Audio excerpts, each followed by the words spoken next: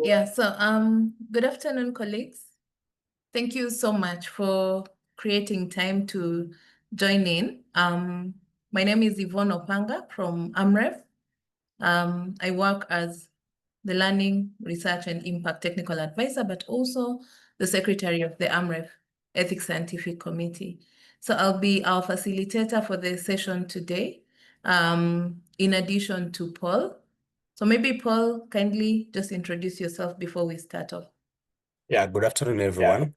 My name is Paul Malay, working at Amref Health Africa as Learning and Impact Officer, as well as supporting Secretary at Amref Ethics and Scientific Review Committee. Thank you. Yeah, thank you so much, Paul. So we have an exciting session today, and we're delighted to just invite you to a session that is hosted by Amref Ethics and Scientific Committee. And our theme today is strengthening the submission, review, and feedback process from Amref Ethics and Scientific Review Committee. So as a committee, we've developed a platform, and we thought it would be critical enough for us to share some insights on how this platform is important, especially in improving the efficiency of the ESRC, as well as also showcase how this platform will be useful in improving how we operate and showcase the different features that the platform has, so that then as we move forward, the process becomes seamless. So today we are joined by our three guests. So we have Professor Omondi Ogutu, who's the current interim chair of Amref Ethics and Scientific Review Committee. We have Gilbert Wangalwa, who's the deputy country director of Amref Health Africa in Kenya. And we have Dr. Ngigi joining us from NACOSTI, who's the acting director general at the National Commission of Science, Technology and Innovation. So I'll give Paul a chance to just share with us in summary what we have planned for you today, and then we'll go straight to the sessions. Paul, over to you. Thank you. Thank you so much, Yvonne. So our session will be an exciting one, but a brief one. It will take around 1 hour. So sorry about that. So it's divided into 3 categories. We'll be having keynote addresses from Professor Omondi Ogutu, Gilbert Wangalwa, and Dr. David Ngigi, as Yvonne has mentioned. And the addresses will be mainly having a background about Amref ESRC, our mandate in terms of ethics and scientific review of the protocols. Then after that, I will then go to live demonstrations of the platform, which will be led by our secretariat and our ICT team. Then after that, we'll have our Q&A session. Then we will go to, then it will end at that point. So that is it that we've planned for today. Over to you, Yvonne. Yeah, thank you so much. So as we continue with the session, I just want us to actively use our chat. Probably you could type in your name, because we may not have enough time, and the institution that you're coming in. And also, we have the Q&A function. So kindly also feel free to type in any questions for our panelists as we continue.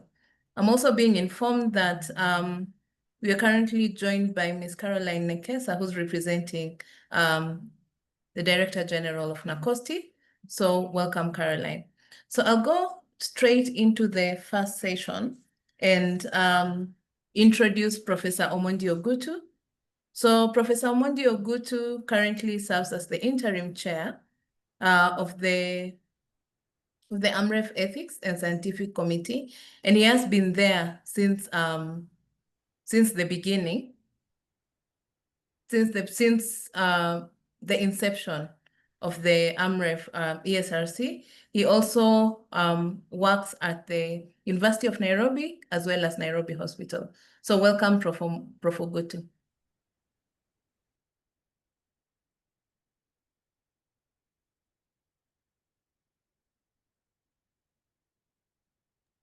Sorry, Prof, I think you're mute. Maybe you could unmute. Thank you. Thank you. Thank you all and welcome to this ESRC demonstration of our platform. But before we proceed, I would like us to observe maybe a 1-minute silence in remembrance of our previous chair, the late Professor Karama, who passed away recently. And in his honor, let's observe a 1-minute silence, please.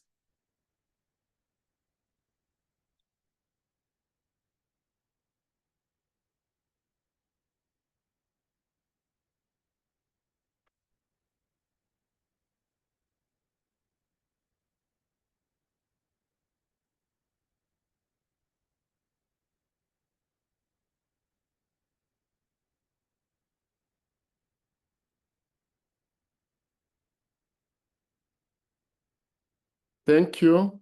Thank you. As I said earlier, Yvonne has introduced me.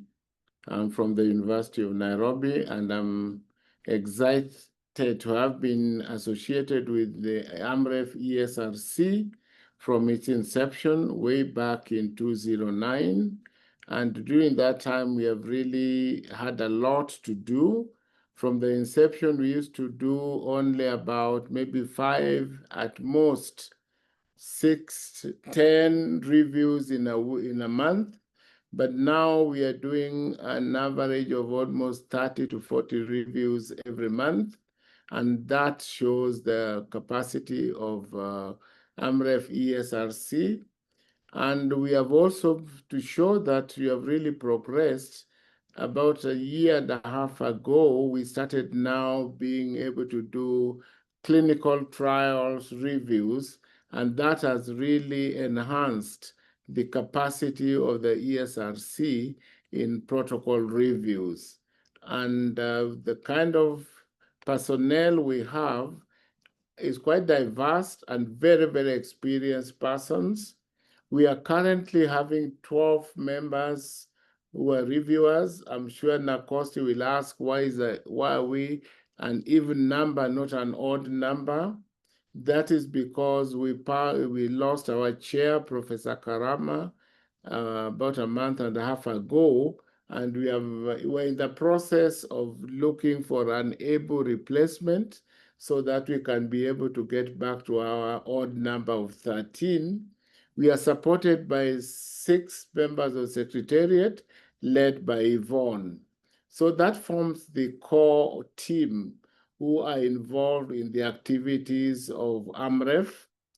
And within this process, what do we actually do? Our main aim is to make sure that we carry out protocol reviews.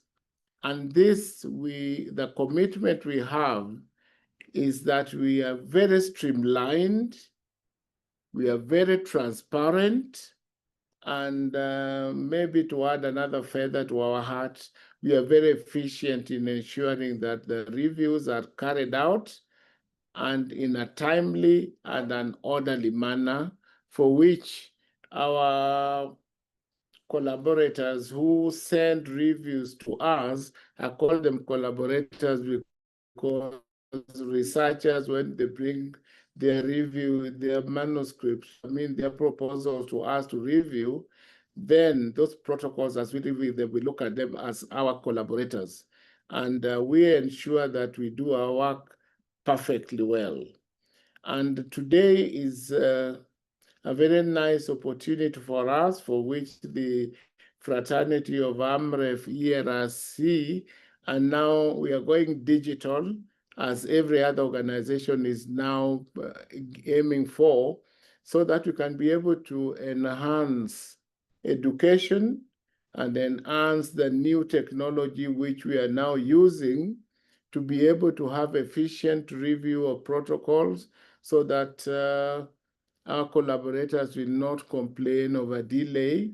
And because this platform will now be able to help us condense and consolidate everything that we do within one platform for ease of reference for everybody. So that's why we decided to have this short activity to be able to demonstrate to all of you. And I must recognize the presence of the Deputy Country Director of Amref, who we fall under, and then also from the representative of the Director General of NACOSTI, who actually license all the IRBs in the country. And they're the ones who foresee and ensure that each and everything we do conforms to the law and conforms to the science as required. So I would like to welcome you all, and let's take it from there, Yvonne. Thank you. Yeah, thank you so much, Prof. Ogutu. And I like what you bring out in terms of, the significance of the digital platform and the role it's going to play, especially in enhancing efficiency, enhancing transparency, and also allowing, interactive engagement with the investigators who submit protocols to us for review. And so based on that, we look forward to, a better and seamless process to ensure that this is done, especially on a timely manner, which is mostly the concern of our investigators. Thank you for that and for the great insights. So our second speaker, allow me to introduce him, is Gilbert Ongalwa, who's the Deputy Country Director in Amref Health Africa. He is a futuristic and growth-minded public health leader with a knack for strategic prioritization, partnership, client centrism, and results obsession. In his role, he's been able to equip different individuals, especially at the organization and beyond, with strategic mindsets, adaptability, and expertise to lead and execute in any context, using mentorship and coaching as an avenue to achieve that. He focuses a lot more on rallying, especially more than 300 program team members from Amref, cutting across 40 plus active projects within the organization. Mr. Wangalwa has proven successful and impactful execution of these funded programs, and he continues to support research initiatives, including the Amref Ethics and Scientific Committee. Welcome, Gilbert.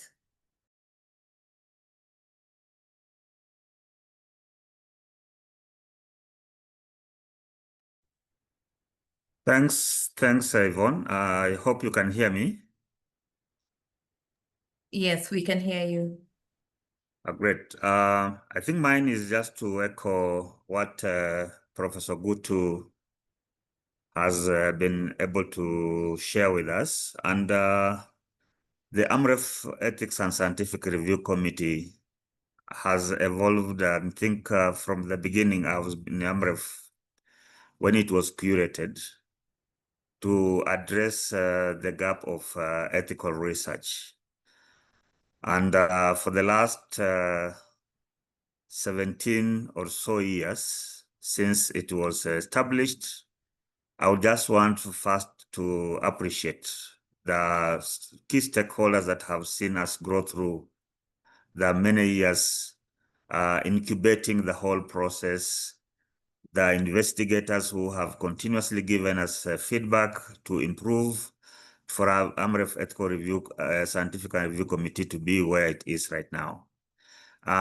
More so, NACOSTI has been very key in seeing that we are there to transparency, accountability, and we basically whatever we do is above standard. So I will just want to appreciate NACOSTI and all the key stakeholders who have been able to see us through this journey. Now, on behalf of Amref, I just want to express Amref's commitment because the digital world is changing very fast, and therefore how adaptive is the ethics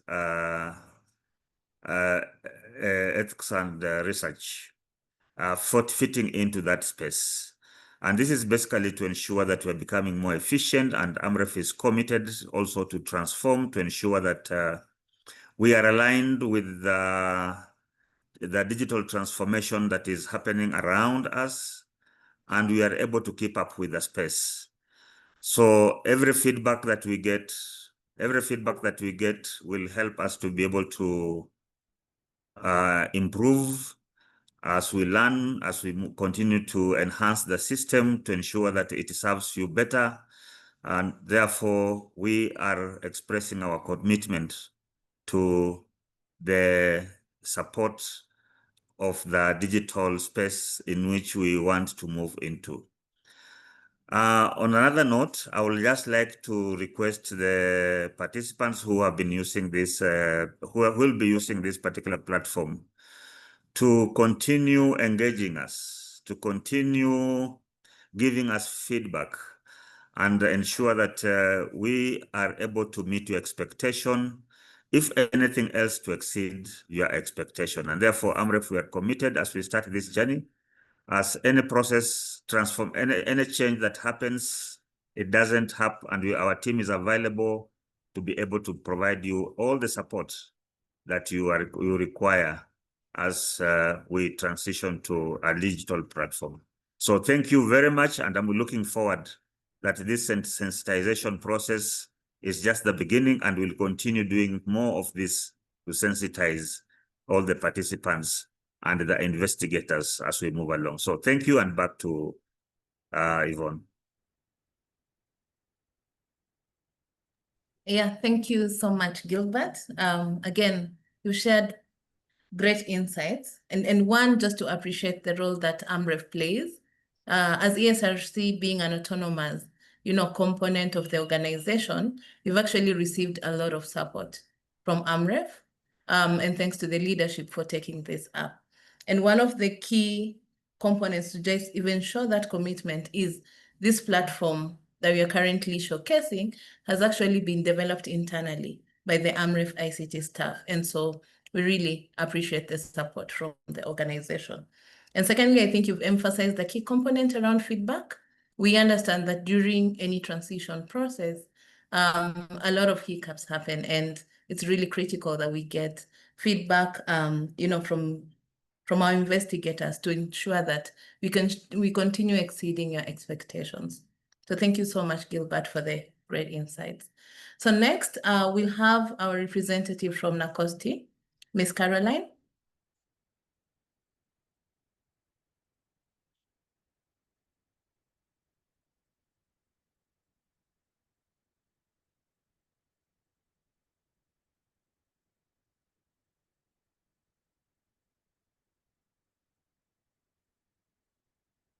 Ms. Caroline, maybe Eric, you can support in unmuting her.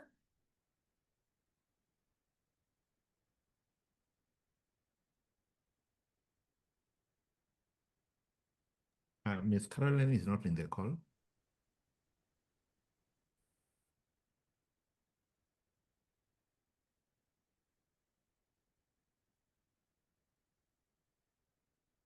All right, so I think probably at this point in time, we'll move to the next session, and I'll invite Paul to take us through. And once Ms. Caroline is ready, then we can let her in and give her an opportunity to share her remarks from NACOSTI. Paul?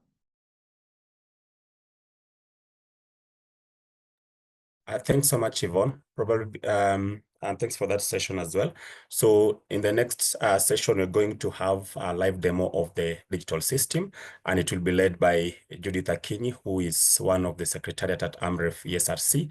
So I understand we'll be having a couple of questions as the demonstration is proceeding. So we'll just kindly note the questions down, or ideally, just as Yvonne had mentioned earlier on, we can just do our questions in the Q&A button. But then at the end of the session, we will allow some questions. So you can just raise your hand at the moment when Judith will be through with the screen. So thank you so much, Eric, for sharing. Over to you, Judith. All right. Thank you, Paul. Maybe if you could confirm you can hear me. Yes, loud and clear. All right, thank you. So good evening, everyone, and welcome to today's session. Thank you for joining us as we explore the features of our new platform. As mentioned, my name is Judith Akinyi, and I will take us through the step-by-step walkthrough of the platform from the landing page as shown here to navigating the FAQs and finally the submission through the protocol. And to make this demonstration clearer, we have prepared a short video that will visually illustrate each stage of the process, which we will play during this session to guide us through seamlessly. So maybe Eric, if you could start the video. So this is our landing page, where when you get the link to the ESRC, this is the landing page. And then on the right, we have the FAQs. The FAQs are the frequently asked questions where you can familiarize yourself with. And these are questions that you will provide responses to them if you click under each and every question. And we have a login button on the extreme right. So when you click onto the login button, it will redirect you to the login page. But we also have a page for application where you'll be able to download the application form to the ESRC. So when you click onto the page where you create your account, you are going to sign up. And when you sign up, you indicate your name, the first name and the last name. You indicate the email address for your email address, your personal email address or your organizational email address. You indicate your phone number, the organization where you're coming from. Then you also indicate a password. You might want to choose a strong password for security purposes, and also click on the agree button, and then you sign up. So when you already have an account, you wouldn't want to go through the entire process, but for the first time, you will have to go through the sign up page. Eric?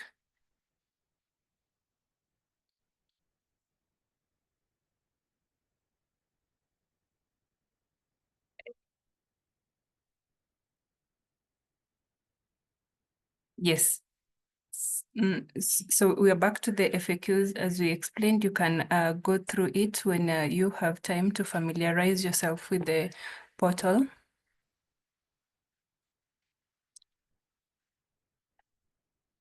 Yeah, so this is next to the submitter protocol is where you download the application package, and it will be downloaded on the downloads in your computer where you can easily access it. So you sign up, as we had mentioned, by indicating all your details, and then you proceed to the next session where you will get a notification on your email. And when you click onto that, it will redirect you to the landing page where now you will input the email address that you created together with the password that you indicated. Eric, the video is not moving on my end. Yeah, at some point I saw it drop. Just maybe hold a bit so that you can catch up a few seconds. Because I realized the media had, there's a problem with the media. That's okay, Paul. Thank you for the clarification. Maybe Eric, if you could confirm if we can still be able to proceed with the video. Judith, just a minute. I think Brian will try and share on his side. Okay, great. That's okay, Eric. Thank you.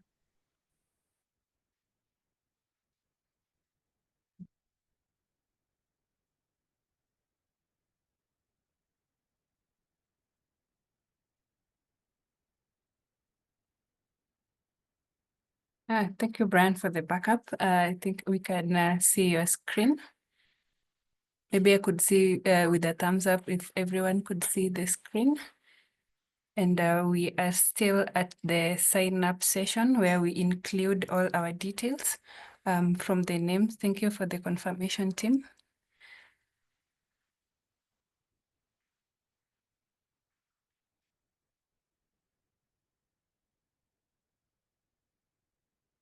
So we fill in the details. We would want to put a stronger password. And then you finally, after inputting the password, you will agree to the privacy policy so that it will enable you proceed to the next step, which is the sign up.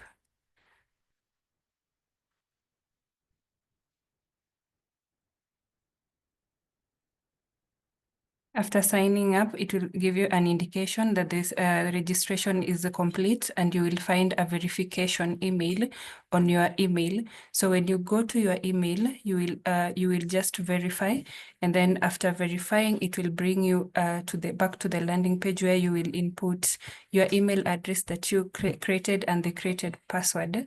And then here you might also want to click on the Remember Me button so that when you come next time, you don't have to input your password again, but it will remember, and then you sign in. But I would want to caution us here, like we try to remember our passwords because we have 5 attempts. So if you input the wrong password 5 times, it will give you a 15 minutes break. If you can remember the password and then you come back. So after successfully creating our account, this is how the landing page looks like, where on the application sides we have 5 buttons, but the first step is to request for an invoice. So when requesting for an invoice, there are details that are required from the study titles, the normal information that we normally request via email, but here they're clearly put out from the title of the study, the principal investigator, the principal investigator's name, and also the phone number and email address of the principal investigator, who we commonly refer to as the PI. And then we also indicate the name of the organization where you are coming from or the organization that you are representing. You also include the postal address of the organization. After that, you indicate the currency where you want your invoice to be denominated into, whether USD or Kenyan shillings. And then we also have categories. We have 2 types of review: the normal review and the expedited review, and they have different costings. The normal review is 500 USD, and then you pick on the expedited, it will denominate on 1,000 USD. And then you might want to indicate whether it's internal or external, where if it's internal protocol, you'll have to indicate the cost center. And then after that, it will give you an email to your email that you have successfully requested for an invoice, and the ESRC will send you an invoice. And then up to this point, you shall have been allocated a protocol number, where when now you want to create a protocol, you will include all the informations here as being indicated, where you will include the title of the study, you will include the thematic area of your study, whether it's communicable diseases, sexual reproductive health, whether it's a clinical trial, you will indicate the study duration, and then the also budget of the study. You will indicate, you will copy and paste your abstract here in the section that is indicated abstract, and then you will also copy and paste the specific objectives and also the general objectives of your study, where we have a slot for each and every section for the objectives. And then after successfully doing that, your protocol will be, you will hit the save button, and it will be saved successfully. And then we go to the next bit, where it is on the staff details. On the staff details, here we input all the information about the study team, from the principal investigator, the co-principal investigator, if the study has, and all the study teams, where we are going to indicate all the names of the study teams, but this time we are doing it individually. If we start with the principal investigator, we are going to indicate the name of the principal investigator, their work position, the organization where they are from, and we indicate the email address, their phone numbers, and this is where we also input the documentation documentation from the CV of the PI, for instance, the ethics certificate, and also the data confidentiality and agreement form. We have a section for it down here, and we will see that. And then we also want to see the nationality.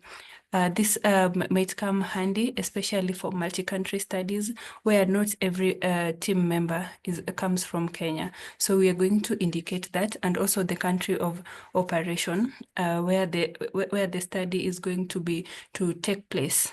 And then we have the mandatory documents, which are the CVs, the data confidentiality, and the ethics certificate, as I had illustrated earlier. So here you just upload them.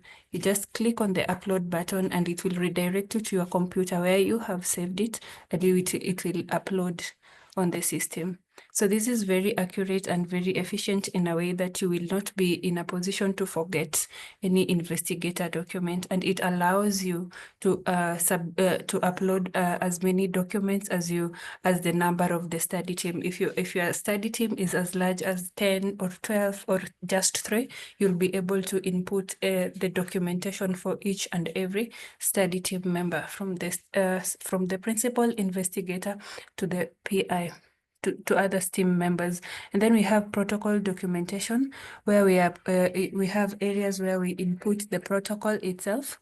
We have an area for study tools, but here we would want to compile all our study tools into one document and upload it as one document. And then we have the application form. Remember, all these documents, the templates, and also the guidelines are available on the landing page. If you click on the application form, then you will be able to find all these documents. And then we have mandatory documents, which include the protocol, the application forms, the ones that have a star.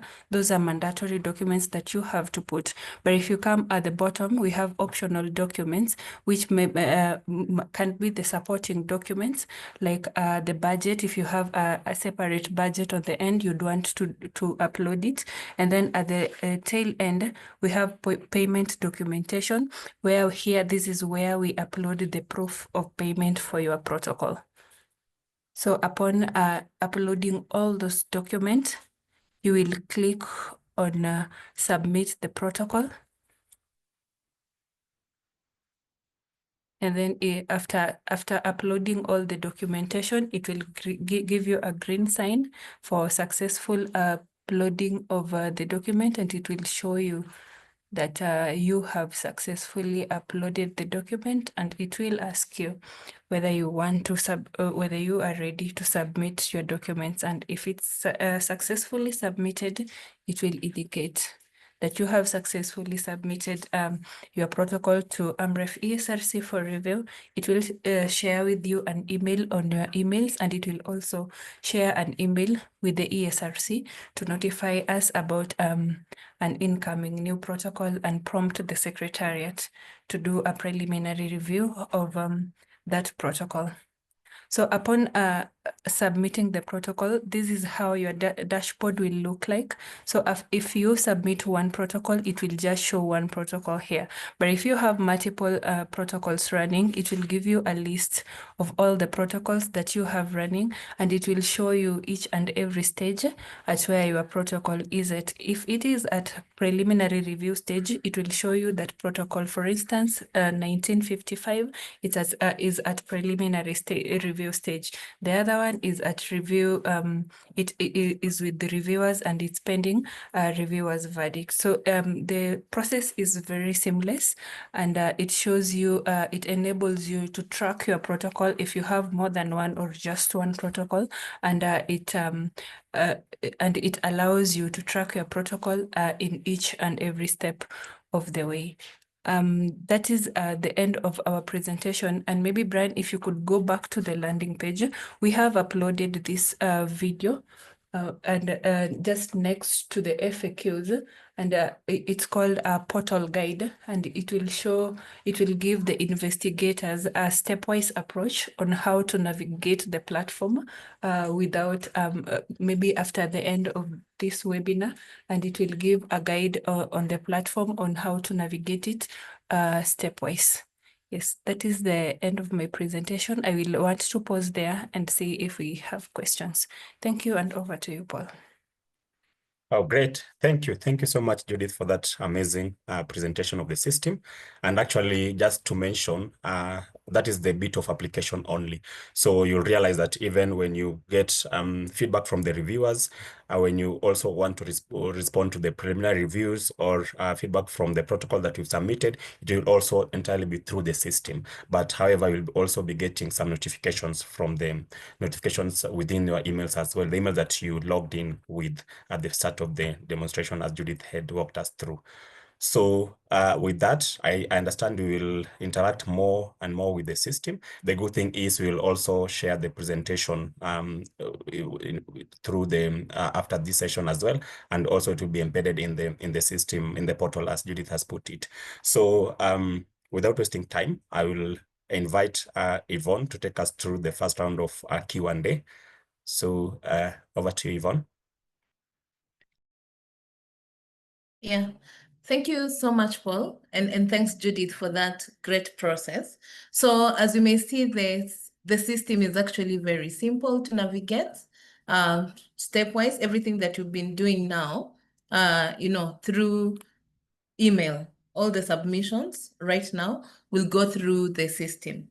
The advantages of the system, number one, is all the processes are automated, right from generating your invoice up to the process where you'll be able to receive your approval letter.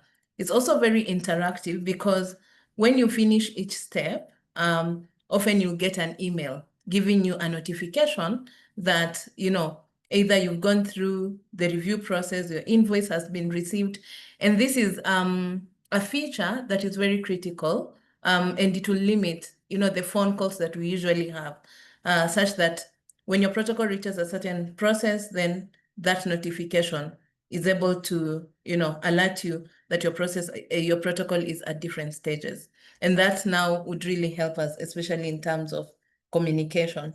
The verification bit is very critical, just to ensure that whatever information you're sending through the server, through the system, is safe. And just to note that all the protocols actually being saved within the Amref server, since the server is within our system.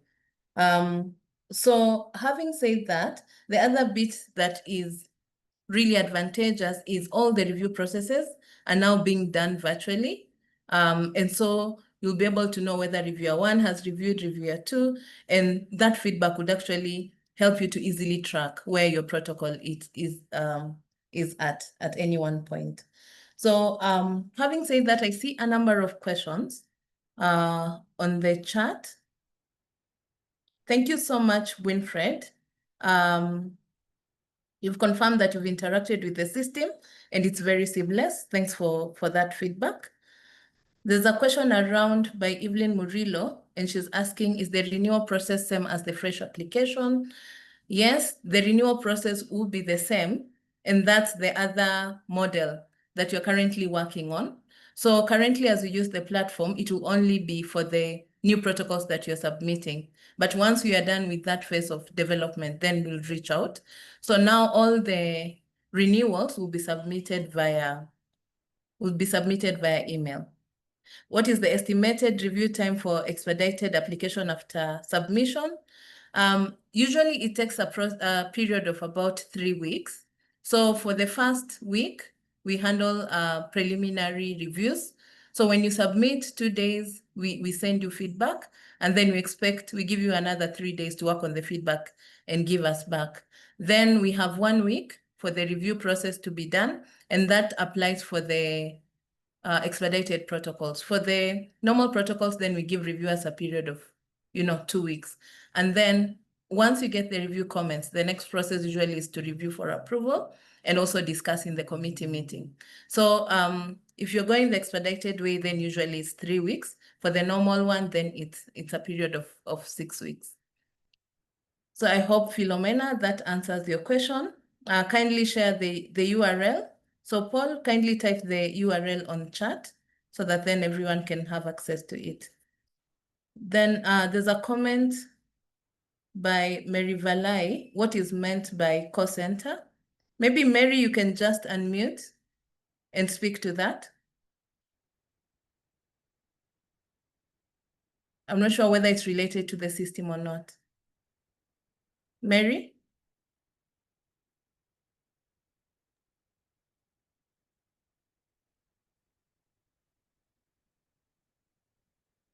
Yeah, Yvonne, as Mary comes in, probably what she's asking for is the cost center section bit on the system, whereby when you select internal, it pops up the cost center bit, and I think that only applies to the internal protocols. To be precise, those that are applied within Amref Health Africa. So that's how they pay through the respective cost centers. But for external, you pay through the normal invoice request, as Judith had walked us through the system. Yeah. Yeah, there's a question, a very good question. Thank you so much, Paul, for that clarification. Hi, everyone, from Nancy. Will you need to send another copy to NACOSTI? Yes, so the ESRC process is actually different from the NACOSTI process, and that is usually the first step. So you get an approval from the ESRC, which then ensures that the scientific and ethical components of your study are okay, and then you proceed to NACOSTI to get the permits that will allow you to operate within the counties. So then for Nancy, you'll be required to do another application via NACOSTI after the ethics approval is done.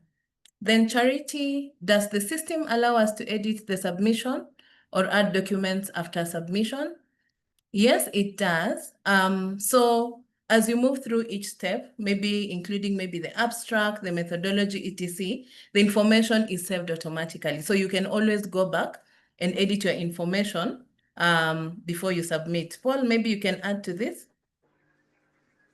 Maybe after someone submits, do they have an opportunity to Yes, maybe Yvonne could edit? help. Yes, there's an option, Thank you, but Janice. before the secretariat is assigned your protocol. So you have the option to recall your protocol as it has been showed.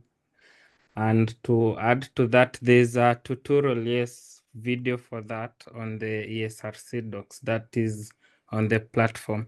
So you can see all those steps and how you can recall your protocol before it is assigned to a secretariat member. Thank you.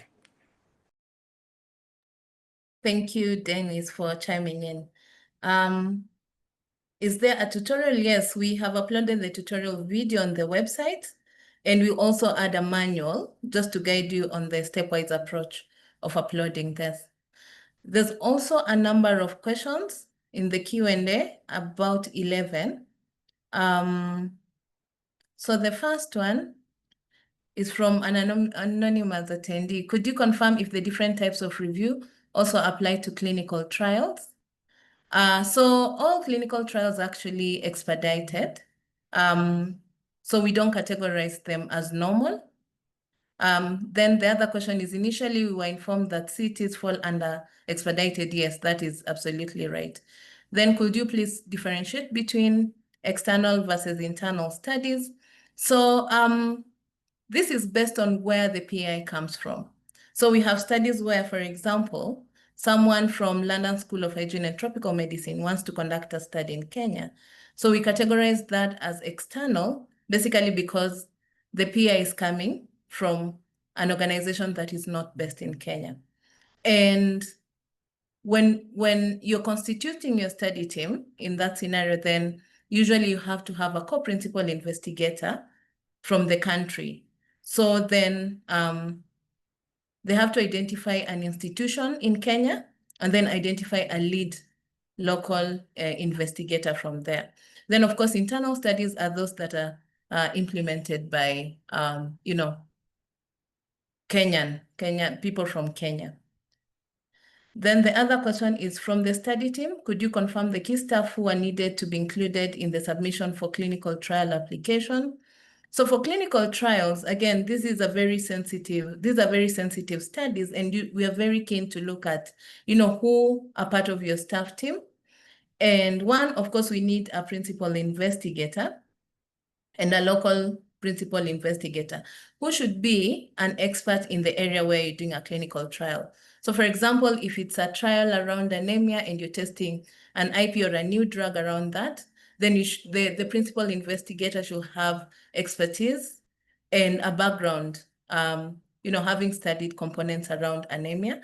Then they should have done a number of studies around anemia just to show that they're qualified to do the job. Usually we require you to have a pharmacist, mainly because for clinical trials, you find that they're testing either a new drug, a new vaccine, and of importance is, the pharmacokinetics and dynamics of the IP. So it's usually important for us to test and see how is that, IP affecting the individuals. And so having a clinical pharmacist in the team is very, very important. Then you need to have a biostatistician, someone who understands the data, because that is, as it comes in, then usually we need to, analysis is often done to see whether the drug is either, either superior to the one that is existing, and also study some of the components that I've mentioned. And so our statistician will be critical for you to have in the team. Then we also look at study nurses, because we find clinical trials often conducted in healthcare facilities. And so it becomes important for you to have a study nurse who will be looking after the patient. So that forms the core team that we look out for, plus now the other team of study investigators, epidemiologists, among others, depending on what exactly you're studying. So Paul, I would like to hand it over to you, maybe to walk us through the next set of questions.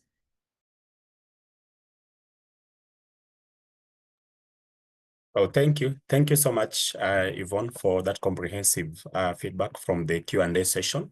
I'm seeing we have 9 minutes remaining from our time. But I think, Yvonne, from the Q&A session, you've handled all the questions that were put across. But just as an encouragement, Winfred Muinde had mentioned that she has interacted with the system, and it's true, it's very, very seamless. It's also I also comment your prompt feedback via email notification. So keep up the good job. That is a message from Winnie to the ESRC. So I'm not sure if we have more questions. Maybe if someone can raise their hand so that we can allow them to ask, we can get maybe 2 or 3 more before we proceed. Yeah, well, there's another question on the comment section from Ellen Tembo. She's asking whether international students from Amref International University are also supposed to go through this process, or whether the internal clearances from the university is enough. So Paul, allow me also say that the ethical approval that we give are relevant in the Kenyan context. So we only approve the Kenyan context study, and for the studies that are done in the Kenyan context. So maybe this is just specific to the internal students, and then you can chime in on that, Paul. Over to you. Yeah, thank you so much, Judith, on the same. And for Amref, in AMU students, all their protocols for the students, they usually approved via Amref ESRC. So that is kind of an agreement we've come up with them between Amref and university, whereby all the university students submit their protocols to the ESRC to go through the entire review process. Then thereafter, the university is placed through the university ledger. Yeah, there's another question. Maybe I'll throw it to Dennis. What are the potential risks of the new device? And are there any other approved devices that could be used instead? I think probably she's referring to the system. Maybe you can just talk about the security features that the system. Yeah. So we have quite a few security measures that we have implemented, and we are sure that the measures we have are 100% sure. We have also had security tests that are done quarterly on the platform. So we are 100% sure, and we are continuing on ensuring that the system is well secure and vast to ensure privacy of the users and also the data that they submit. Yeah. Thanks so much, Dennis, for that. The other question I like also Brian to chime in, because Brian is also part of our secretariat. And the question reads, thank you for the digital platform. Will the final approval letter from the list of all the documents submitted for review from initial submission to up to the approval be requested by the reviewers? Can they request all the documents submitted through the system? Brian, can you go with that? Oh yeah, thank you, Paul. So since we will be custodians of all those information, if you reach out to us, then we can see how best we can assist and share the documentation with you. But the system also allows you to have those documents. There's a place where you'll be able to see all your application documents together with the ones you have revised in case you had any review comments from reviewers, up to the time you get you're in receipt of your approval letter. So all these documents will be having them as per account. Back Great. to you, Paul. Thanks a lot, Brian, for that clarification. So there are two more questions. This one, I'll give it again to Dennis. Is the system mobile friendly or only optimized for desktop use? But before Dennis, you respond to that, there is another one that has asked, will we also submit protocol deviations or SAEs through the system, or it will be via email? I think Roslyn is speaking to the clinical trials. So maybe I can respond to that before I give it to Dean to respond about them, if the system it's mobile based as well. So for the SAEs and PDs, it's still work in progress. That one is still in building together with the ICT team. But for now, for the PDs and SAEs, we just submit through the email system. Yeah. Thank you, Roslyn, for that question. Now over to you, Dennis. Yes, so I can 100% guarantee that the system is mobile friendly. It allows you to view everything, register, view comments, view reviews, download all documents. So it's 100% mobile friendly. We catered in that when you're developing the portal. Thank you. Yeah, thanks so much. So the next one, I'll pose it to Brian. After paying school fees at Amref, does it cover the protocol ethical review? This is for Amref students from Vitalis Okola. Yeah, thank you, Vitalis, for your question. So school fees caters for your submission fee to Amref ESRC. So that should not be a problem because Amref and AMU have an MOU on how they sort the finances in between themselves. So once you pay your school fees, then you're good to go. Yeah. Yeah, thank you so much. And I think there was another follow-on by Joseph. Do we use the same portal for submission, and what cost center do we use? Or do we share invoices at school? Maybe if you can combine with that, Brian, as we conclude the session. Protocol number, then you're good to go. So you don't have to worry. I think it's as short as that, Paul. So students shouldn't be worried, yeah. Okay. Yeah, thanks so much, team. We are 2 minutes to time. So our contact channels are still on. I understand we really have short time. So feel free to ask as many questions as possible. For those that we had more questions, you can still reach out via our email and also through our phone numbers. So we will share this. Judith will share our details, our contact details via the chat before we conclude. But allow me to invite now our interim chair, Professor Ogutu, just to finalize the session. Over to you, Prof. Yes, thank you, the Secretariat, for addressing all the questions which the participants have raised, and I think you have adequately responded to them. On behalf of the ESRC members and the Secretariat, we'd like first to thank the Country Deputy Director for attendance and having given us quite a lot of insight and encouragement in what the ESRC has been doing since its inception almost over 17 years ago, and I've been a member since. Secondly, we'd also want to appreciate the 100, and at the max, we had about 180 participants, And that gives us a lot of encouragement, since we have got a lot of our collaborators who are keen to be able to learn what we have already, with a new baby on the block, which we have already brought for them, so that they can be able to find it easier to reach us, and also makes it easier for us to communicate, so that we are in one field, especially of communication rather, since now everybody's in the digital age, and this is what we would like to do, so that we move to the next stage of having all these things actualized, and everybody else should be happy.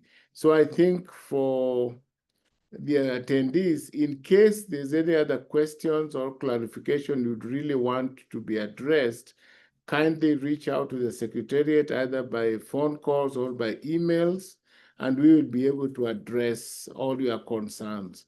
The challenge of uploading use of the system should not be a challenge for you to be able, or a hindrance to be able to send in your proposal to us to be able to review. All protocols will be welcomed. If you have got challenges, reach out to the Secretariat.